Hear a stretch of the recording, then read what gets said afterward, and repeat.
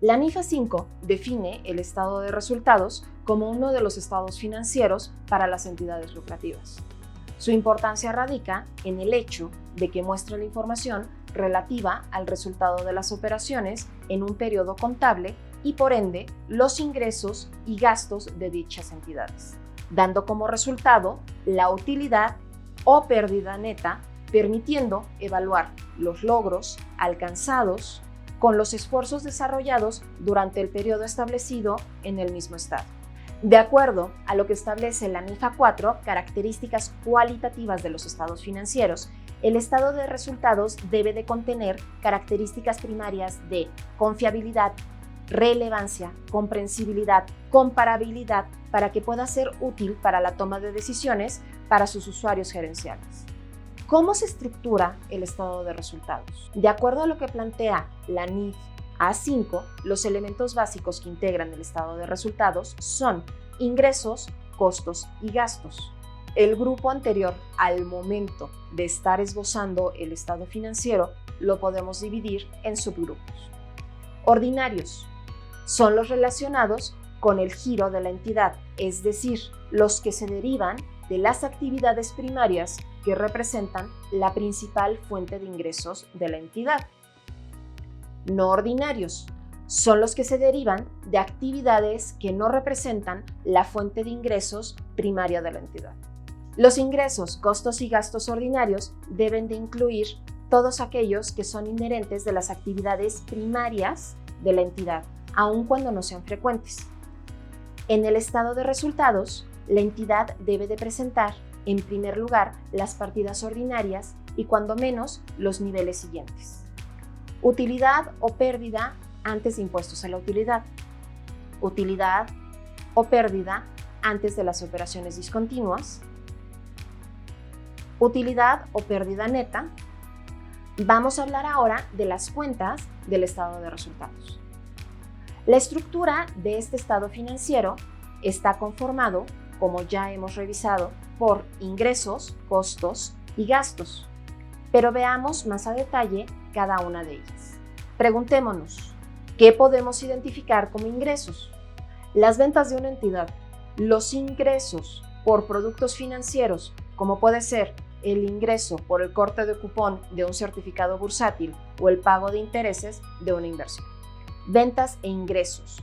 Los ingresos que genera una entidad por la venta de inventarios, la prestación de servicios o cualquier otro concepto que se deriva de las actividades primarias que representan la principal fuente de ingresos de la propia entidad. Los descuentos y bonificaciones comerciales otorgadas a los clientes, así como las devoluciones efectuadas, deben de disminuirse de las ventas o ingresos para obtener el importe de las ventas netas o ingresos netos.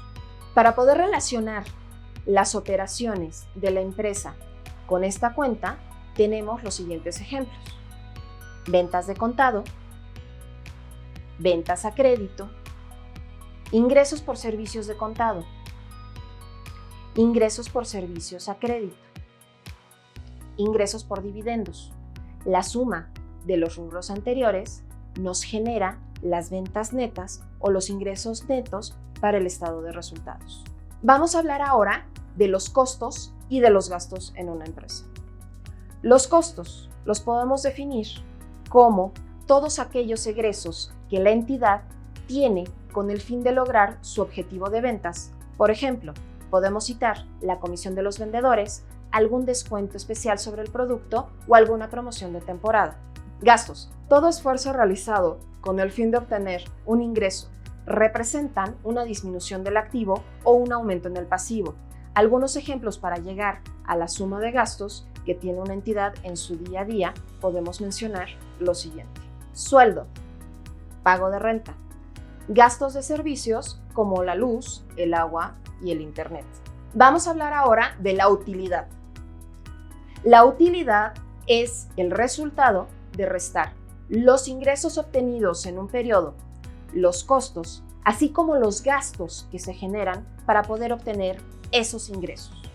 Cuando los ingresos son mayores que la suma de los costos y los gastos, se genera una utilidad. Si ocurre lo contrario, estaríamos hablando de una pérdida. Ahora vamos a ver un ejemplo del formato del estado de resultados. El estado de resultados debe de tener el título, debe de tener la fecha y va a estar conformado por una gran fórmula que nos dice lo siguiente: ventas netas menos el costo de ventas me da la utilidad bruta. A la utilidad bruta le vamos a restar los gastos generales. Los gastos generales se dividen en gastos de venta y gastos de administración y nos va a dar como resultado la utilidad de operación.